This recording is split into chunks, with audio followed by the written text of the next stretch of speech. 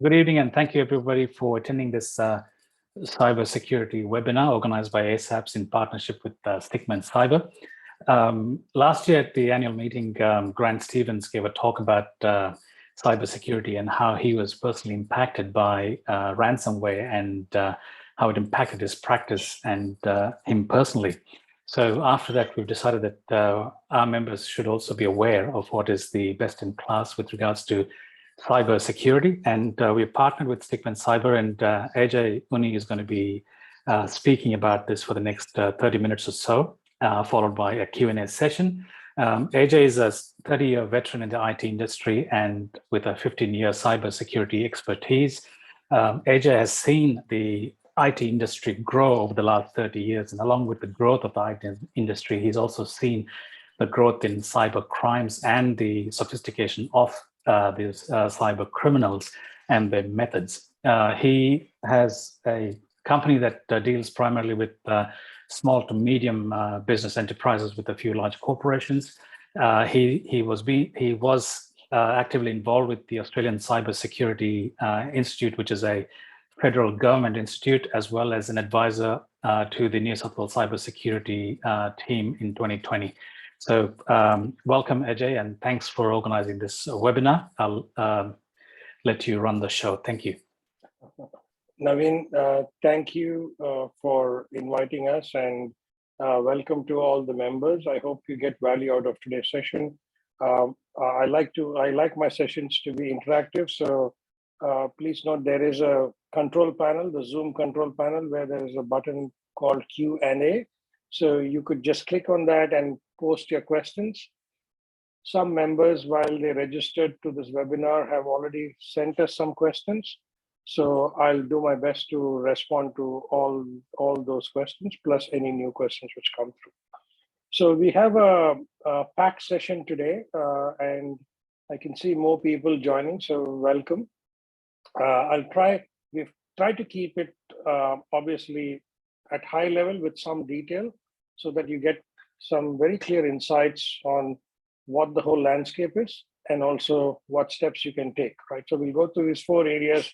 What's a cyber attack, the impact of it, what is cybersecurity, and how can you protect your business, right? Obviously, we'll do our best to answer all the questions, but, we are more than happy to support you and answer questions after the webinar too. So all my contact details will be there at the beginning and the end of the slide. Plus, Naveen has all my contact details too if you want to contact us outside of this webinar. So let's start. Okay. So what's a cyber attack, right?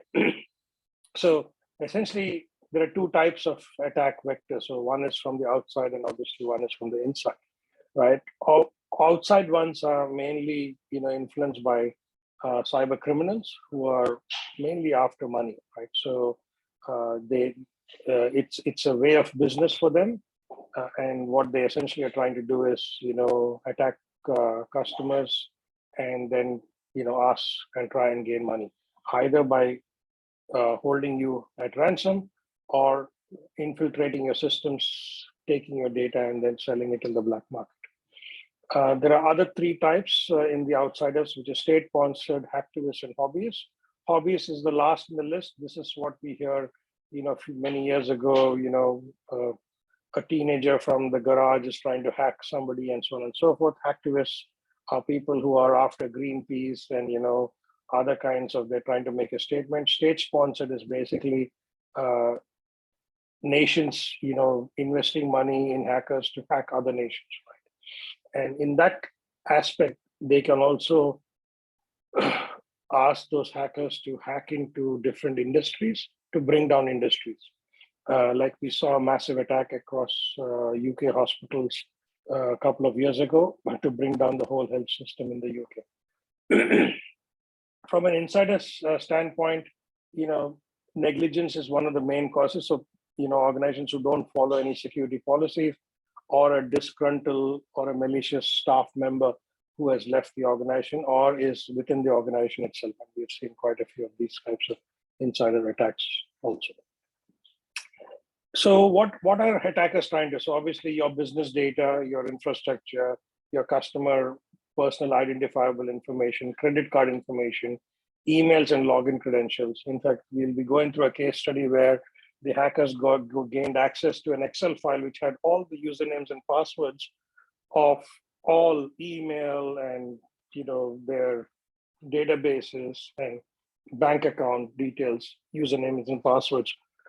So storing your usernames and passwords in an Excel sheet which is not protected is not a great idea. But ultimately, they're trying to either bring down your systems or they're trying to steal your personal identifiable information to then make use of it later. What is ransomware? So we've heard a lot. It's not a fashion trend, unfortunately. It is a kind of a cyber attack, and the main purpose, like how in the real world you have kidnapping and a ransom being asked against a kidnap. This is they bring your systems under their control. They encrypt all your systems, and then these hackers then put a note on your computer system saying your systems are all locked. You click on this link to pay this particular ransom, and then once you pay, then they will release or unlock that encryption. Previously, the hackers were not that sophisticated. Now they have been able to, because we've heard such situations where clients were able to retrieve from their old backups, but now the hackers are getting clever. They go encrypt all your backups and all other external sources so that you can never retrieve. So you will be really stuck to pay the ransom. Another type of attack, what we call is a denial of service or distributed denial of service. So as the name suggests, like the image you see, the road is designed to provide you service to go from point A to point B. When there is an attack of this kind, basically your computer networks are clogged with malicious traffic. So then people won't be able to access your website or your services online. So they can force malicious traffic to your website or your network, which will clog your network and shut systems down. So the image is just a anecdotal representation of what a denial of service in a real world looks like, which is also can happen in the internet world by clogging your network by sending malicious traffic. Obviously, this traffic, I think somebody got really creative in how to drive, and they blocked the whole road here. There's a multi-car crash which happened, and then the rest of the users of the road were denied of the service of using the road. So that's the example. Moving forward, you might have heard of the word called phishing attacks. So phishing attacks is also real. What happens here is the hacker is sending you emails posing as your IT service provider or your bank or some other, sometimes even customers, and it could be even your service provider. So we have had situations where clients have reached out to us saying, oh, we transferred money to an incorrect bank account, not knowing that it was actually a fraudulent bank detail sent to us. So what hackers can do is, they can interpret your email, send in a malicious email saying that, and if they are your service provider or your supplier, they could get in and then, ask you to provide payment to a particular bank account, which is actually a malicious account. The other type of phishing attack is you get an email which looks very legitimate. You click on it, it says enter your username and password to reset, or your bank account has been disabled. Please click here, and so on and so forth. Or it could be even your supplier saying, oh, your material is on its way. Click here to track your package. And then it will say, please enter your details. More recently, what we have begun to see is if you're using Google as your email, as in Google Workplaces, the business account, or even Office 365 for your business account, a lot of emails which come saying, oh, your account has been temporarily suspended. Please log in, click here to log in to reset your account. And most customers end up clicking, unfortunately, thinking that their business email has some issue. But when they click on that link, it's actually taking to your site, which looks like Microsoft or Google. And then you enter your username and password, and that's how they harvest your details via that malicious website. And before you know, they've got access to your email from the back door. So being extremely careful with phishing emails is absolutely, absolutely important. Social engineering is also kind of similar, but it's a little bit more sophisticated. This is, you're getting a specific email from someone you think you know, as in, they have compromised. So let's say I know Naveen, a hacker has hacked my systems. He sends an email from my systems to Naveen's systems, email saying, hey, Naveen, please provide these details for the upcoming webinar so that we can, so they use other people and accounts which they have compromised to reach out to you. They could also do fake LinkedIn accounts, fake company websites showing that they're a legitimate firm reaching out to help you in a particular situation. So we saw a lot of social engineering happen during COVID, saying, because you're working remotely from home, please enter your details over here. So the whole objective here is to collect your personal identifiable information through this process and then use it in a malicious way at a later date. So that's another style of cyber attack which you'll see. There are many more. We spoke briefly about business email compromise just then. I was giving you examples in the phishing, zero-day exploits, cryptojacking. So there are a lot of technical terms here which I will not get into, but basically there are other types of more advanced attacks which we kind of need to know, but more importantly, the important ones which I covered was the phishing, social engineering, business email compromise, denial of service, and so on and so forth. So what's the impact of cyber attacks, right? And we've seen quite a lot. So obviously, if you look at, there's a lot of studies being done, independent studies. And what you see on the left-hand side, energy, healthcare, and retail are the most highly targeted. So they form one of the top 10 industries which are targeted by hackers, right? There's been an increase in cost, especially from working from home, and because of COVID situation, there's been an increase in the cost of a data breach to about $137,000. And the average cost has also increased year on year by 10%. And this is a study done by IBM, and the full report is available if you click on the link below there. Going forward, in a summary, what happens? How does the root cause of data breaches? So as you can see, number one is malicious attack, which we just spoke about. So an external hacker trying to hack into your network, and then the average cost of a data breach across various industries comes to about 4.27 million. The second being human error. It used to be 35% a few years ago. Now it's dropped to 27. There's been a lot of training and awareness, and obviously your banks, you may be receiving emails from your banks and other service providers saying, don't click on these links. We won't ask you your username and password, never provide it to anyone. So there's a lot of human error which is reduced, but it still contributes quite a bit. The third is system glitches. So this is an interesting one, right? So you buy an iPhone, you buy a laptop, you're using it, everything's fine. But you would see there will be at some points in time, it would ask you for update your systems. So if you don't update your systems in the right manner at the right time, it can then potentially cause it kind of opens up a security flaw or a vulnerability which hackers then try to use. So recently we heard this big news article about Log4j, which was a particular type of cyber attack, which was deemed a zero-day attack, meaning that was the first time they discovered this particular vulnerability, which has been open for quite a number of months and years. But when it gets discovered, that's when it's called zero-day, meaning that's the day they actually found that. And using those vulnerabilities, hackers then try to attack your systems and network.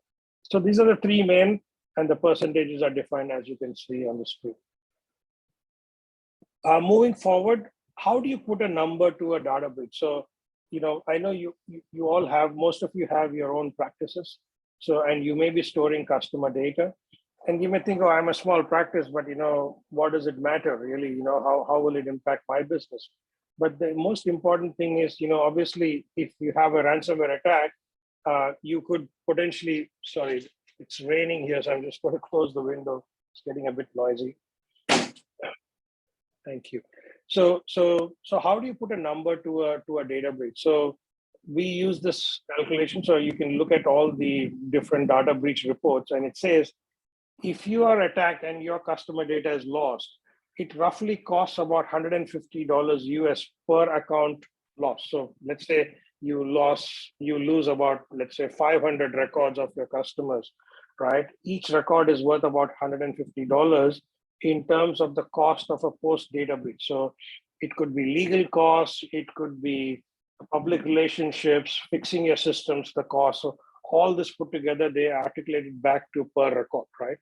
So you could start thinking, saying, oh, okay, my practice has got 500 customers or 50 customers or 2,000 customers or 50,000 customers, and start working out the numbers, saying, okay, if I multiply that total number of records in my CRM or in my database or whatever database you use, where even if it were Excel sheets and so on and so forth, you need to start thinking. And you may think, okay, this is all stored in a database which is provided by a third party. So you should start thinking, is that third party secure? Because it's still your data at the end of the day. You may say, oh, they are responsible for security, but that's fine, but it is still your data. So always think, what if they get breached, what will happen? And we've seen a number of third parties, including Google and Microsoft, and everybody has been breached, including LinkedIn, even Box.com, online storage providers like Box.com, Dropbox, all have been hacked, right? And when they get hacked, whose data is getting impacted? It's our data. So we have to make sure that whether our service providers are secure enough, are they truly? And what we can do, we'll talk about that in a second, but that's very important to distinguish at this stage. So in short, if you have to summarize these, what is the impact?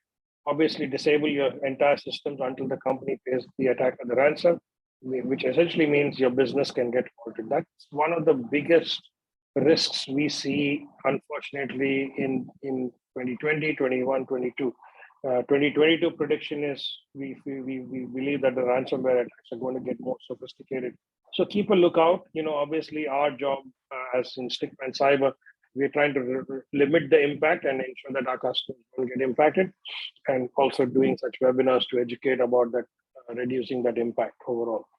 Attacks can alter, delete, insert, or steal data into the system. So basically, they could put a malicious code inside your system and keep watching what interactions you're having. And this is where I take note and say to customers that constantly change your passwords on a regular basis. Check for any security flaws. It's like, in the physical world, you'll check when you leave your practice, you'll obviously switch off the lights. Before switching off, you'll check whether the back door is closed, front door is locked, windows are not open. So we should tend to start bringing that same culture into computer security or cybersecurity. I see a lot of like when I go to some of the GP locations, I see on the counter the usernames and passwords written on a little sticky note, right? Which is not good practice. Now, convenience-wise, you say, "Oh, that's easy. I have receptionists changing over the period, so I'll just write the username and password." That's not done anymore because you're opening your practice to unwanted risk, right? And so that's where you need to be sure that you make, like, you wouldn't leave your keys of your practice, your physical keys, lying somewhere outside which people can then get access. So same way, don't leave your keys to your computers, which is your username and password to get in, lying around, which people can take photographs and before they've logged into your systems from the outside and then infiltrated your network. So these are the 4 bullet points what I wanted to talk about at a high level in terms of the impact. Now, this is interesting, and it's a bit of a funny slide from the perspective how businesses normally react or begin to react. So we see a lot of businesses in denial saying, "Oh, this won't happen to us. We're too small," or "Our industry is never attacked," and we hear this quite a lot, right? Unfortunately, cyber criminals do not discriminate, right? Think of it like, I give this example. In the physical world, a bad person is always going to attack and someone who is, less stronger than them. So basically, they're looking at somebody who's vulnerable. So if a thug is on a street, is he going to take on somebody as strong as him, to steal his money or laptop or whatever, or is he going to he or she is going to look at someone who is less stronger than him, right? So obviously, hackers think the same way. They don't discriminate. At the end of the day, if they feel they can get in, they'll get in and they'll get out, right? So businesses sitting in the aisle need to start thinking, what can they do to protect themselves, right? Obviously, the next stage is when it happens, then a lot of businesses get upset and angry, saying, how did this happen? We thought our service providers were secure, or we outsourced everything to that company, or whatever else, right? So that's what I use the example saying, yeah, it doesn't matter who you're outsourcing what to. At the end of the day, it's your business, it's your customers, it's your data. So if you didn't put it in the right place, if you didn't do your checks and balances, obviously it may be too late to get angry about it, but you need to do something. Then we see businesses saying, oh, why do we need to spend all this money? What can we do? What's the bare minimum we could do to get away with this? So that's another state. Some businesses say, oh, this is all just too complicated, and just let it go and hope that nothing else happens. And obviously the fifth state is basically, complacent, saying, we'll worry about this another day. If it happens, it happens. We'll just keep going. So these are the different, thought processes or thought distortions which organizations go through, and something for us to be aware of, or how to deal with this going forward. So we'll go through a few case studies here, and these are real world case studies from all over the globe. So this is from the hospital group. In size, obviously, they are much bigger, but they catered to apparently, celebrities in the UK.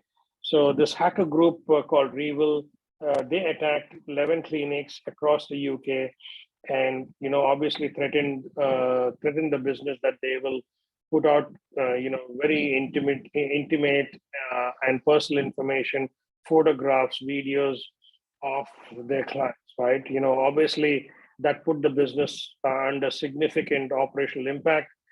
They lost their integrity and credibility, and it opened up hospital group for compensation claims, right? So obviously this is quite high profile because it had apparently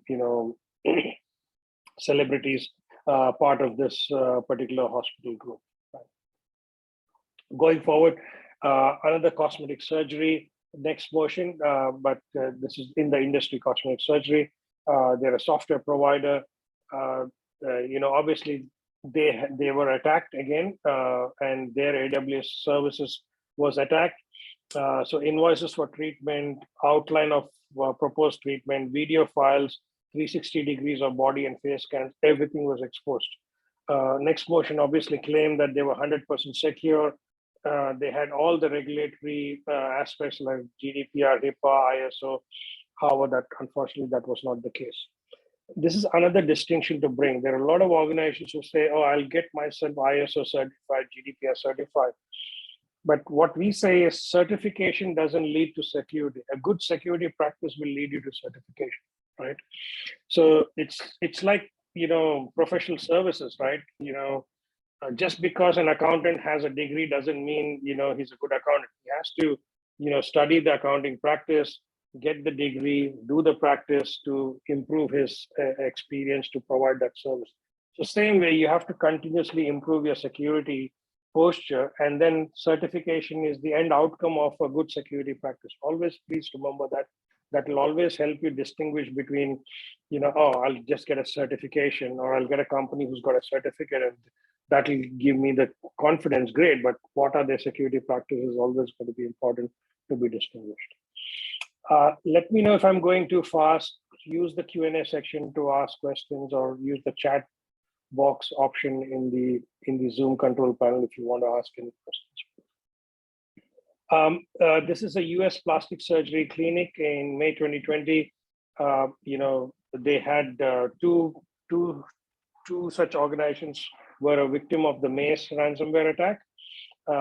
Unfortunately, 39,000 entries of patient appointments, full names, appointment length, type, purpose, comments, dates of birth, all that was leaked.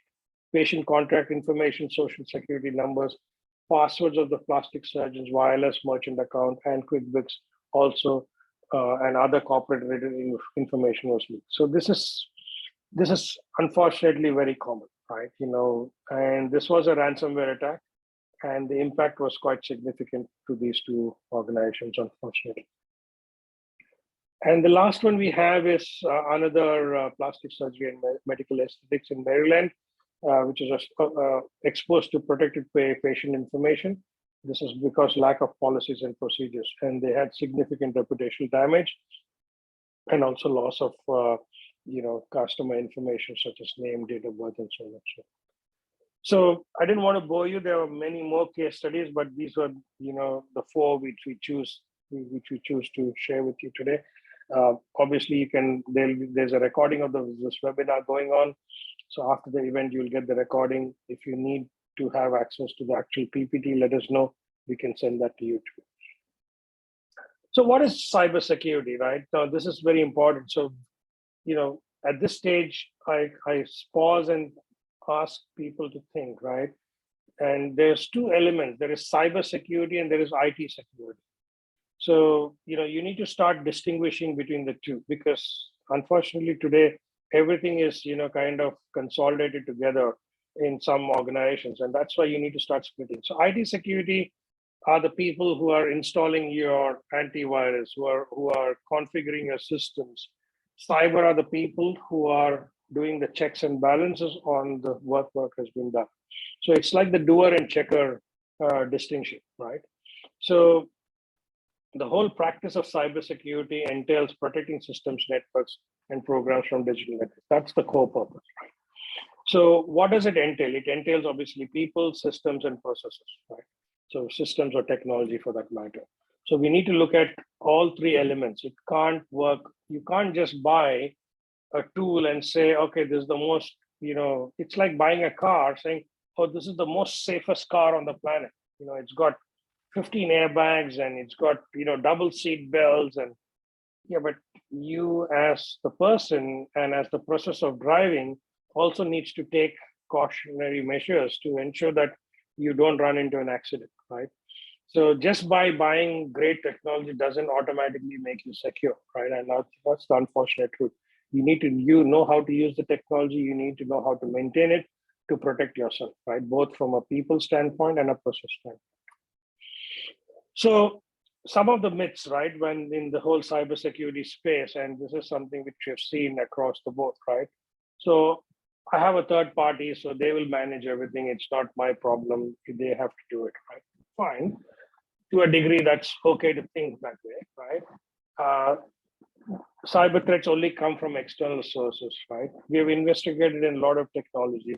Cyber criminals don't target small businesses. Security is the responsibility of the IT department.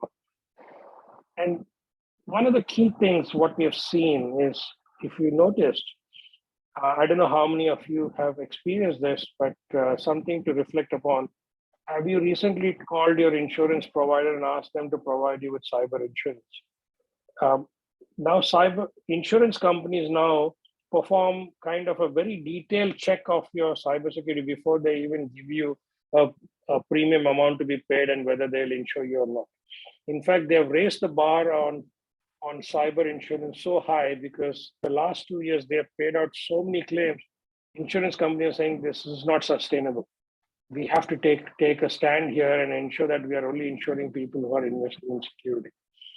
And you believe me or not, there are a lot of SMEs in that space who have been denied to be given cyber insurance purely because they don't have even basic security measures in place. So something very, very important to be aware of and be careful about in terms of how you perceive cybersecurity for your business. So we'll go into the last part of the topic. So I'm just doing a quick time check. I think we're looking good for time. Naveen, all good at your end? Do you want me to slow down or anything else? I think we'll keep going. Okay, great. Thanks. Yeah, we got one question which I've just had a look and we can address that towards the end, but That's a very pertinent and good question. And we'll cover that in the 10 ways to protect your business. So, as I said, one of our core objectives is to educate our audiences. So the first thing is, this is crucial, right? Very, very crucial. Like how you have a receptionist for your practice, or you have different roles. We highly recommend looking at a cybersecurity office or an officer, right? Now, this doesn't have to be in-house, right? Obviously, you need to have somebody accountable, responsible for your cybersecurity of your business. You may have an IT service provider, I get that.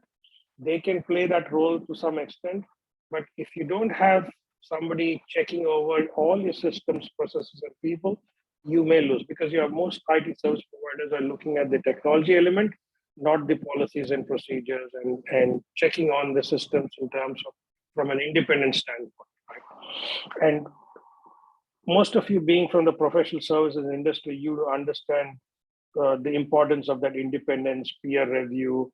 If you're in research, you probably know about peer review. I can't just write a research paper and say this is the do all and end all. So with same thing with security, you have somebody independent looking over your business and your IT systems or service provider, or whether they're internal or external, to ensure that you have strategy, policy, procedures, governance, risk and compliance, oversee your IT and network security, and your overall reporting. That will give you that sense of a peace of mind to ensure that there's somebody knowledgeable looking at your business from an outside perspective.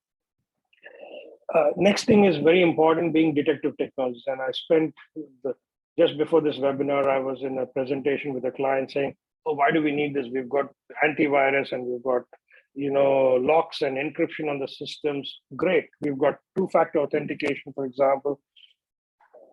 But if you don't have detective technology, so let's say your practice is there, right? You've got, let's say, 3 bolts to lock your front door, 3 for the back. You've got windows with, let's say, iron cladding and all that stuff.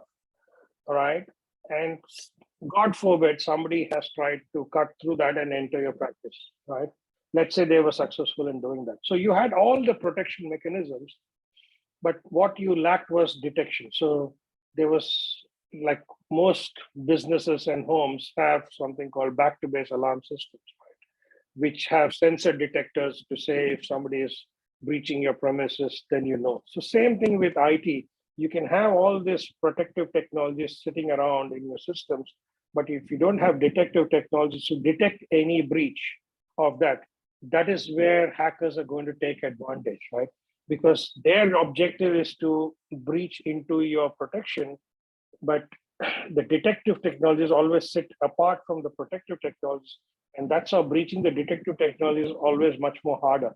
Obviously, that is also a possibility, but if you have that second layer of eyes on your protective technology, then you could potentially safeguard yourself from a cyber attack. So that's the second one, what we recommend as part of your practice. Third one is response and recovery. So we see clients come to us and say, "Oh, we've downloaded this incident response system from the internet. Can you test it?" And I'm like, "Yeah, sure, we can test it. But do you have all the mitigation points? Do you know what to do? Do you have the tools to, identify what was the source of the attack? Do you know how to fix it, right?" So you need to have a response and recovery technologies and processes in place to be able to deal with, even if the protection, the detection, everything fails. Let's say, God forbid, everything fails, you need a way. It's like, you get hit by a tsunami or a tornado, you've built good foundation for your home and office. You've got all the protection from the weather, but, the weather is the weather. It can probably bring down something, in terms of the physical world. So think about it. Always, I like to compare the physical world to the digital world. It's very easy for us to, distinguish and understand where we are. So if all your protection and detection technologies fail, then comes your response, your ability to recoup, respond to an attack, and bring your business back on track. And that's what you need to have that in place. So ensuring that you have backups in place, you have offsite backups. So in case your digital backups are also corrupted, then you have other means to be able to recover your business and continue running your business. Next thing is called vulnerability management. So this is where you're doing the maintenance and upkeep. So identifying weaknesses at the surface level, mitigating those risks, patching your systems, limiting exposure. So because unlike the physical world, once you build the door and you put a lock and it's kind of finite, right? But unfortunately, the digital world, everything is changing so rampantly. There are new patches coming in, new software updates coming in, and every time something new comes in, it comes with new vulnerabilities too, right? So you need to have a vulnerability management program to ensure that your laptops and your desktops, and if you have any servers in your practice or you have cloud servers you're running things on, to be able to manage that and ensure that they're patched on a regular basis. Now you may say, "Oh, that's my IT guy's job." That's fine. They may be doing it for you, but do you have a mechanism of reporting or someone to check that it's been properly managed and it's all been patched in a regular cycle? Because you don't want to be left down the track that something didn't get updated.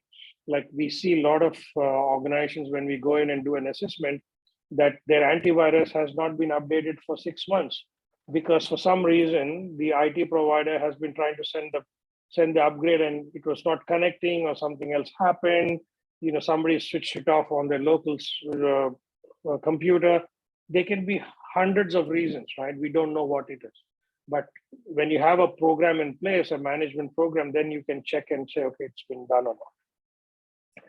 The next one is a little bit more advanced, which we call the security penetration testing. So this is where, there are specialist companies like us. We'll come in, we'll try to break into your network. So it's like calling a security specialist for your physical office and say, can you actually show, I've done all the protection systems, I've done everything you guys have asked me to do. Now, can you break in and show me whether it's possible or not, right? So this is like a, forced entry possibility, right? Finding out what other ways I can break into your network. This is normally done on an annual basis. It's not a daily activity, but while vulnerability management is a daily, weekly, or monthly activity, this is an annual activity. You do a test of it's like going to the doctor and doing your blood test once a quarter. For me, I've been asked to do once a quarter, or at least half a year. Previously, it used to be once a year, right? So, it's like doing a full test, ensuring everything is fine, what changes you need to do, what improvements you need to make. Next one, extremely, extremely important. We touched upon this in some of the previous slides when I was talking about phishing and social engineering, which is your training and phishing simulations, right? And there's a question which came during the registration about this. So extremely, I can't emphasize enough, right? So you may be getting emails educating from the banks and other service providers saying, don't click it, but you need to have some kind of training in place where you can truly educate your staff. Even if you're a small team of 3 or 4, there are tools available out there, or you can work with a service provider like ourselves. We can help you. We can roll out a training program to give you that real insight into cybersecurity, or what to look for, what new kind of threats are happening, how hackers are able to gain access to your computers using these different types of email templates. So that's the education you begin to start getting, right? That's where you build your muscle, your brain muscle, and say, oh, I can identify, right? So like when you walk on the street, we are trained by default from childhood to distinguish between a threat on the street to a non-threat on the street, right? A bus coming towards you is obviously a threat, right? So that's through the training we have received or the knowledge we have been shared over the years, right? Same way with cyber, you need to have that. We need to build that muscle so that we can quickly identify what is at risk. So we have even seen situations where people have walked into practices and stolen laptops and walked away. So how do you identify, such kind of threats too, right? So you need to think about it from those perspectives to ensure that you have a complete picture of your training, awareness, and phishing simulations. Phishing simulations, as I said, is we will send emails which look like phishing emails, and that's when if you click on the link, then it will give you additional education saying you shouldn't have clicked. This was a malicious email, and this is how you identify that as a malicious email. It's not about giving a slap on the wrist. It's about building education for your staff and your members and for yourself as the practice owners to be able to distinguish this.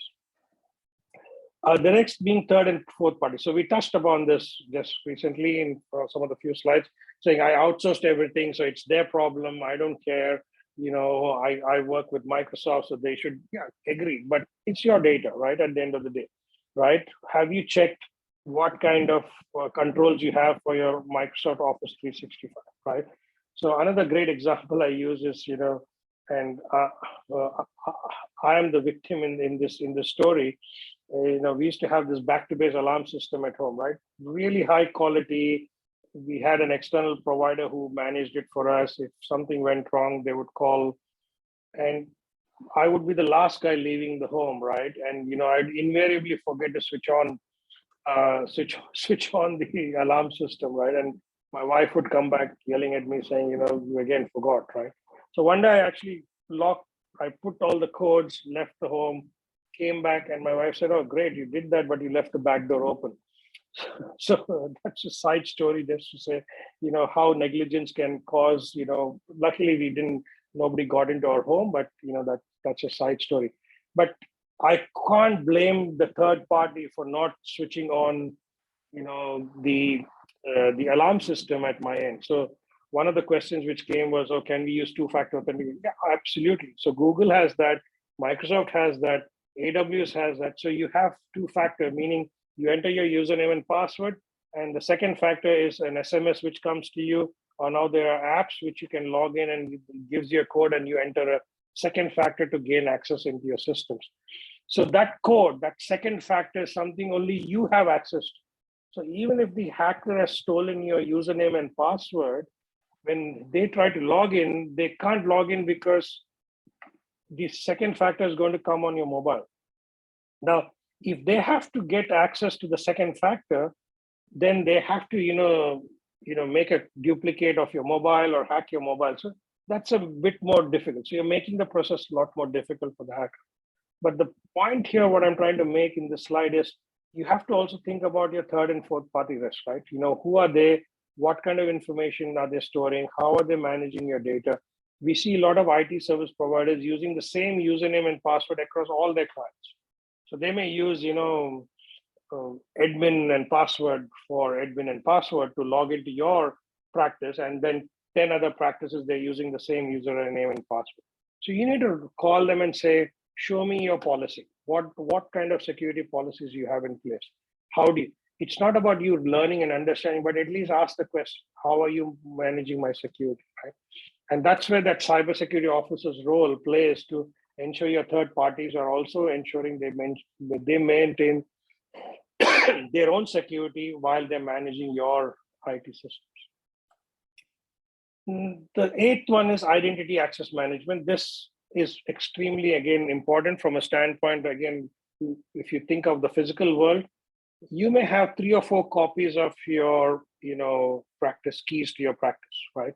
Whether you use a touchpad to unlock the practice door, or you have keys and locks and keys, who has access to those keys, right? And that's how what we call identity and privileged access control, right? So the identity of the person who has the keys, and what kind of privileges. So for example, you may give the keys to the main door to the practice, but the cash register, if you have a cash register, that key may be only accessible to very few people. So that's a privileged access, right? So the identity and the privileges. So you need to know this in the digital world. So who has access to your Google account? Who has access to your bank account? Who has? And that's how you distinguish. And you need to, if you're a small practice, it's a simple mechanism of creating a sheet, an Excel sheet, saying this staff has got access. So these are the 10 types of accesses I have. You create a sheet and you say, okay, this is the kind of access I've given to these people. If things change, you go back and update. So that becomes your master sheet. There are tools, if you want to get too technical, there are tools which do this for you automatically. But if you're a small practice, you can just do it yourself. So this is, again, very, very important, because tomorrow, if you have a data breach or someone has breached into your account, at least that sheet will tell you who had access to what information. It's like who had access to the keys to your practice if there was a physical theft inside the practice. So the ninth one is data encryption and data loss prevention. So this goes back to what we spoke about, encryption and storing files in a secure manner, and ensuring that your laptops have some kind of, so Windows comes with something called BitLocker, which is a built-in feature which is free. You don't have to pay anything extra. You can ask your IT service provider to switch it on so that you have some level of encryption, so that if at all somebody encrypts the data of your system like ransomware, they actually can't get access to the next layer because you've already locked all the data. So the only issue there is if you don't have a backup to restore, you may end up paying the ransom, but they still don't have access to your data. It's like they've locked everything in, but what's the use? Even if they walk away with it, they're not going to get any data. So you protect that at the next level in terms of encrypting your data, what you store.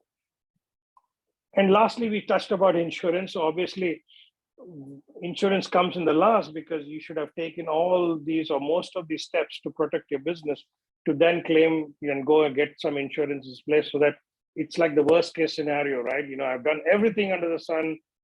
Even then, I had the response plan, I had encryption, but still I got breached. Let's assume that you have the final cover of, an insurance provider saying, okay, I know you did everything right. You wore your seatbelt, you were driving fine, but unfortunately you got hit by this other car. We will cover all the cost of the damage what you had, right? And that's the angle what you have to come with in terms of completing the story and the life cycle and building your muscles in cybersecurity. So with that, I will pause and just quickly look at what questions are coming through. We use Macs, we are less. Someone says, because they use Macs, well, I use a Mac too. We are less susceptible to almost all the threats out there. Well, I wish I could say straight away yes to that question, but if I'm not sure if you're aware, but with Apple becoming such a huge company today, hackers are building a lot of attack vectors to attack Apple products and Macs and other stuff. Yes, comparatively still lesser, but we are also at risk essentially. Right? Okay, so I'll jump straight into the questions. So do you think using two-factor authentication is a good addition to password? So the answer is pretty straightforward. The answer is yes. We have already said that.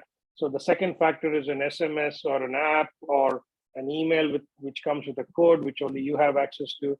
I wouldn't recommend email, because if someone has already hacked your email and you're getting the second factor via email, they can go and log into this.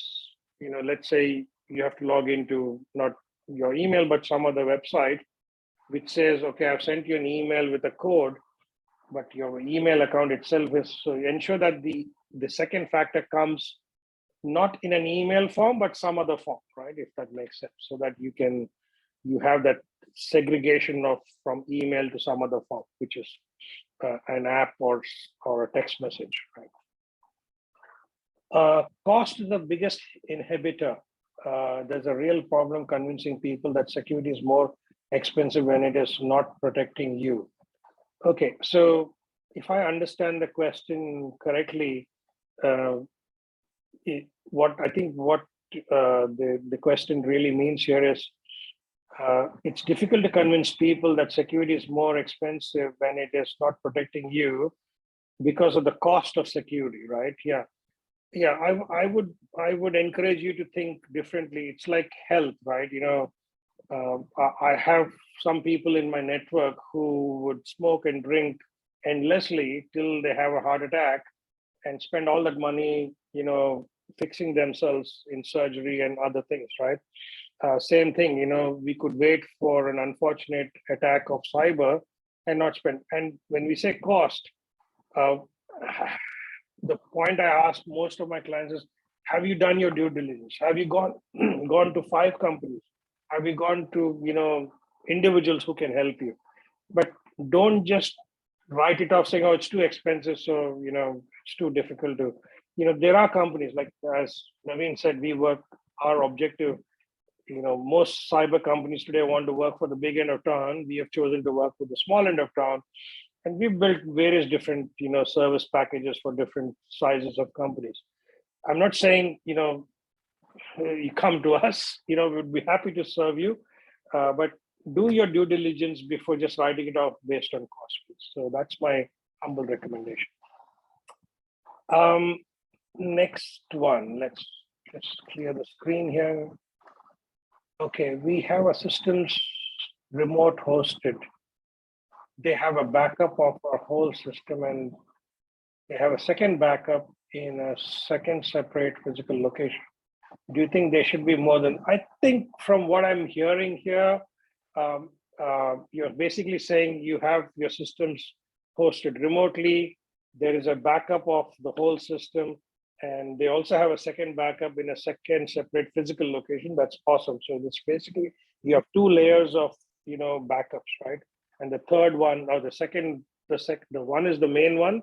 You have a first backup and a second backup, which is the second backup is in a separate physical location. This is a great way to segregate, because if a hacker gets access to the first and the original and the first backup, you have the physical. The question only here is, how recent is the second backup?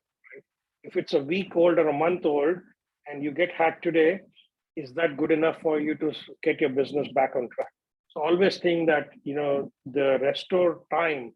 So the time you have to restore your systems back, is it a real-time backup or is it a backup from 10 days or 20 days? And that's where many organizations get caught out too. So please think about that and check with your provider to say, hey, if everything goes bad, will that second backup in that separate location bring my business back and up and running straight away?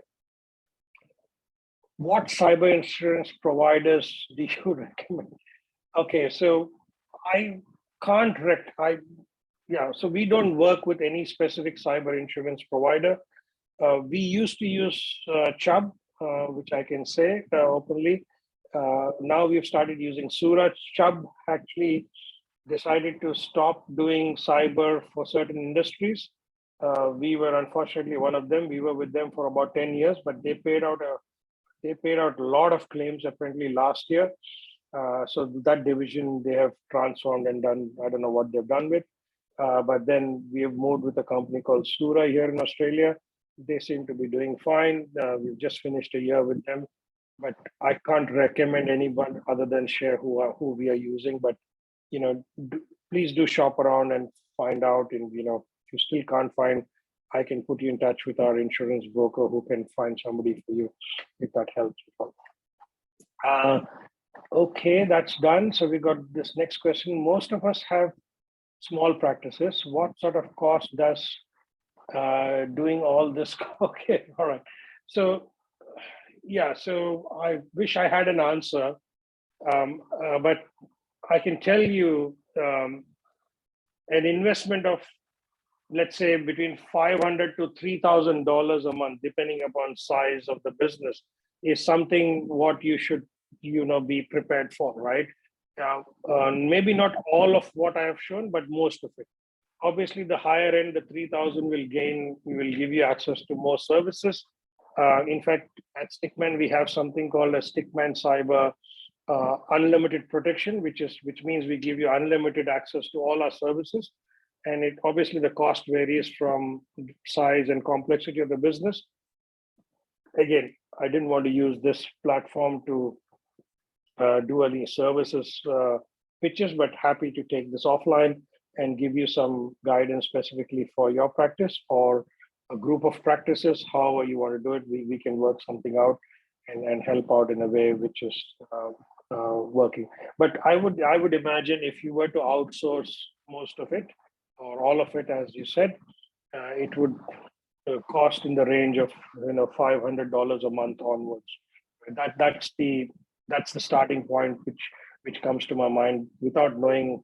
When you say small, we'll have to define what that small practice is and how many people are there and so on and so forth, right? So to arrive at the exact number and cost.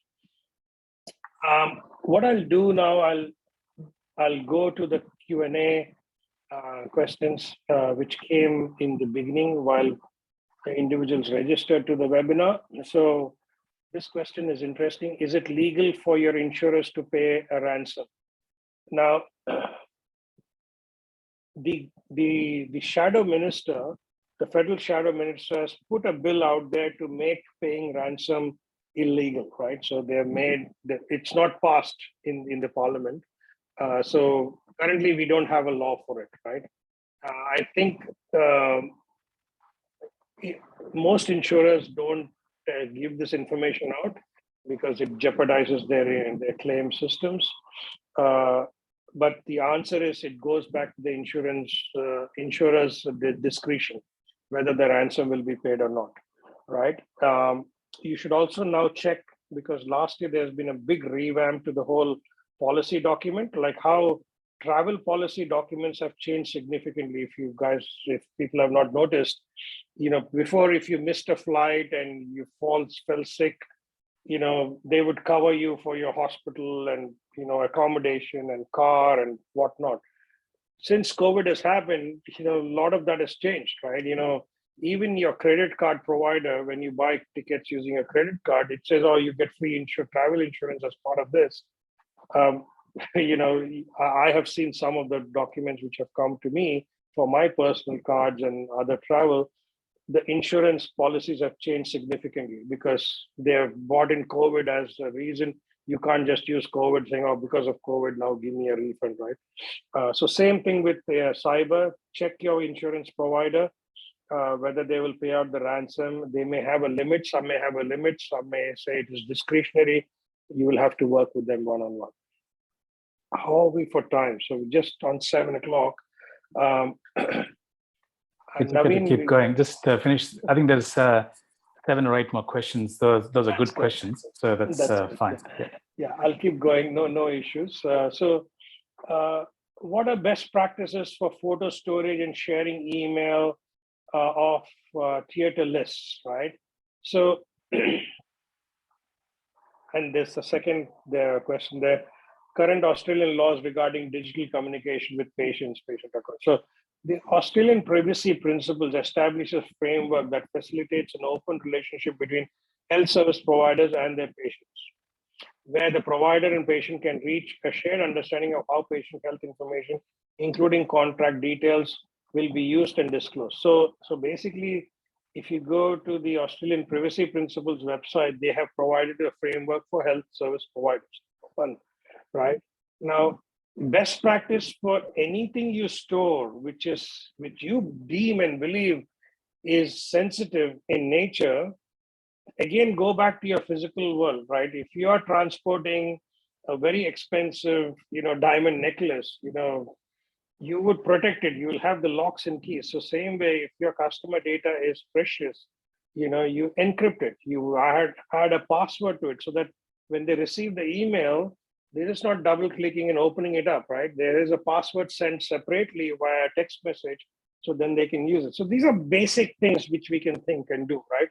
Now, I know there are companies who say, oh, I'll have to remember the password, I'll have to create. Yes, but you one side we say it is critical, it is sensitive and important. Next side, we want convenience.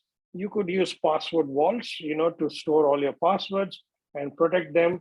But ensure that entering the password vault, you have two-factor authentication in place, so that if a hacker hacks your password vault, then they're not gaining access to all your passwords, like that Excel sheet what we spoke about.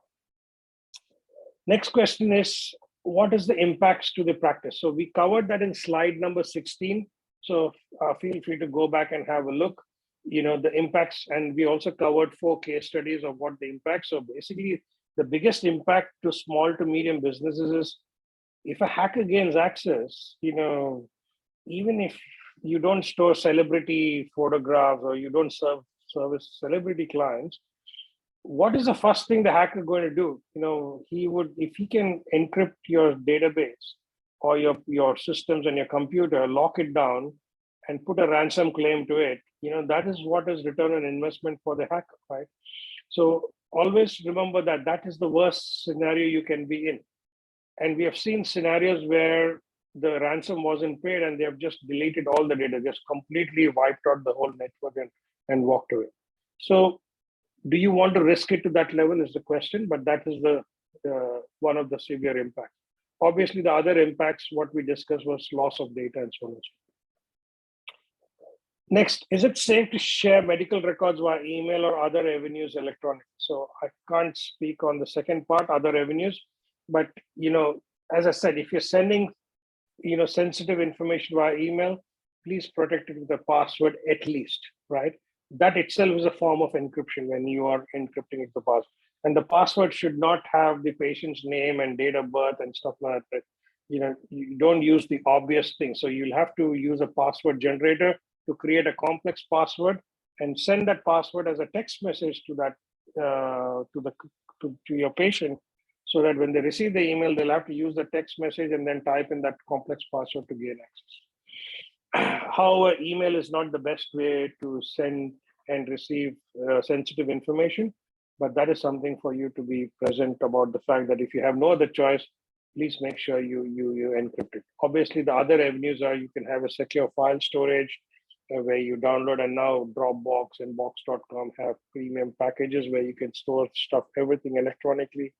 You can do that access control, meaning you can give access to those folders only to specific people within your practice and to your customers, so you can track all that. So you don't have to worry about creating an Excel sheet with who has access to what. Everything is managed through Box.com, for example. Prevalence of cyber attacks to specialists. So when you say prevalence of cyber attacks to specialists in Australia, we've covered that in the webinar, slide 13 to 15. Basically, this is prevalent, right? Cyber attacks, as I said, hackers don't discriminate, right? They are going to go after whoever is the weakest link for them. And if you happen to be in that weakest link, you can get caught out. Okay, next very interesting question. Can we access computer-based learning modules to educate our staff? Absolutely, absolutely. There are a lot of trend. Everything has gone online now. 10 years ago, we were doing PowerPoint slides and emailing it to our clients to educate them. We have a platform now where everything is done online. You can do it at your own pace. At the end of each section, there is a quiz which helps improve your muscle memory about what kind of cyber attacks. At the end of the course, there's a certificate, and you could run that every month, every 3 months, every year. I would highly recommend to get something in place and put that in place. How should people deal with the ransomware situation, right? Okay, so this is a little bit more, I won't be able to answer this question, in a simple manner. So this is it's like, how do I deal with, a car crashing into me, right? So, basically what's happening in a ransomware situation, your systems are incapacitated. You're unable to communicate with your customers or your staff or your service provider. You're only able to communicate with the hacker, right? So obviously, get some support. If you don't have a company like Stickman helping you with the incident response, I would highly recommend to, build an incident response plan. But then you need tools and techniques like how to trace the attack, try and unplug the infected systems, try to bring the backup and restore your system. So these are the things you'll have to start considering, right? Yeah, because ransomware can hit you in different ways and forms. Some may infect your entire systems, completely lock everything down. Some may impact only certain computers and systems. So you may say, oh, that PC is, I don't need it. We can just reset the whole thing. You can reset it and start from fresh. You're willing to let go of all the data, what was there on that PC, right? But you may have a server which you may not be willing to let go of. So you need to assess those situations. And obviously, once you're able to restore everything back, update with all your security patches and everything else so that you don't have a repeat incident of that kind. Okay, so we've got one more question, last but not least, but security responsibilities with third-party cloud providers and mandatory notification in breach. So if I understand the question, you're saying, what are the security responsibilities with third-party? Yeah, so all third-party providers, whether they like it or not, in Australia, if you're a business over $3 million in turnover, you have to report. It's a notifiable data breach scheme has been put in place, right? As part of the Privacy Act, you have to report. So any business, doesn't matter what type and what kind, if they are over $3 million in revenue, they have to mandatory report a data breach, right? And very recently, the South Australian government had one of their third-party payroll systems breached, and the payroll system provider company, they were only the software provider. They had to mandatorily report. They had to engage a security provider, work with them, provide information, and so on and so forth. But that breach led to, information about top government officials, their salary packages, what benefits they were getting, and so on and so forth. A lot of information was lost. But to answer to your question is, they have to be over 3 million at least to be to have that mandatory notification. If they're under 3 million, they can get away with it. But yeah, I don't think that will go on for too long. So I hope that was of value. We have covered every single question which came live through the webinar, every single question which came before the webinar or as part of the registration. I can't thank this audience enough. You've been really patient and kind to stay through the whole session. We've obviously gone over time for a Tuesday afternoon. And Naveen, really, really thank you so much for having us. And I'll hand it back to you, Naveen, for your closing remarks. Thank you, Ajay. Thanks for a very comprehensive summary of the reality of cyber attacks. This, unfortunately, is our business blind spot, because although we take a lot of care with what we do, normally this is something that is left to usually third parties, and we haven't kept up with the time. So thank you for educating us. I'm sure members will have questions. If they wish to reach out to StickmanCyber privately, you're welcome to do so. But anyway, once again, thank you very much for participating. We've had over 85 people sign up for this webinar, and about 54 people attend the webinar live, which is exciting. And we thank you all for your time. And Ajay, once again, thank you so much. We conclude the webinar, and good night and have a good evening. Thank you all. All the best. Bye.